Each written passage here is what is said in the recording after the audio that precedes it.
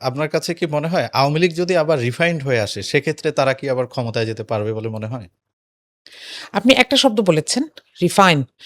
তো রিফাইনমেন্ট কোন জিনিসটার দরকার হয় যেটা দূষিত হয়ে গেছে? এখন আপনি যদি আমাকে জিজ্ঞেস করেন যে বাংলাদেশে কি একমাত্র আওয়ামী লীগই দূষিত হয়েছে? না।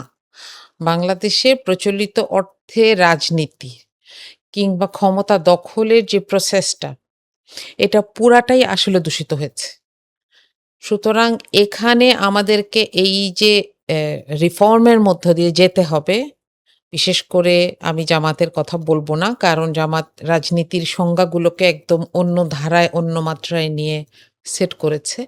কিন্তু টিপিক্যাল দলগুলো যেভাবে রাজনীতিকে ডিফাইন করে, মাসল পাওয়ার কিংবা মানি পাওয়ার দিয়ে পজিশনকে ডিফাইন করে, সেই জায়গাগুলোতে আমাদের বিশাল পরিবর্তন দরকার। এটা আওয়ামী লীগ ফিরে আসুক বা না আসুক, যারাই এখানে রাজনীতি করতে চান তাদেরকে এটা করতে হবে।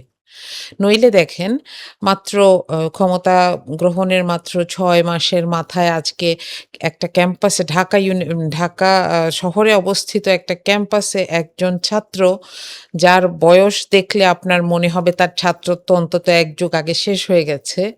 সে একজন শিক্ষককে বলছে যে, "চুপ।" তাহলে আমরা এই কালচারটা থেকেই আসলে বের হই নাই এবং না বের হওয়ার পরিণতিটা হচ্ছে যে ঘুরে আমরা আবার ওই আওয়ামী লীগের পরিণতিতে হয়তো আর কিছুদিন পরে আরেকটা দলকে দেখব। এ পর্যন্ত আপনি দেখেন গত ২ সপ্তাহে ৪ জনকে হত্যা করা হয়েছে ক্যাম্পাস ভিত্তিক সহিংসতায়। সুতরাং এখানে আমি বলব যে আমাদের এই রিফাইনমেন্টটা আসলে আমাদের দেশের সো কল্ড রাজনৈতিক সংস্কৃতিতে হওয়া উচিত।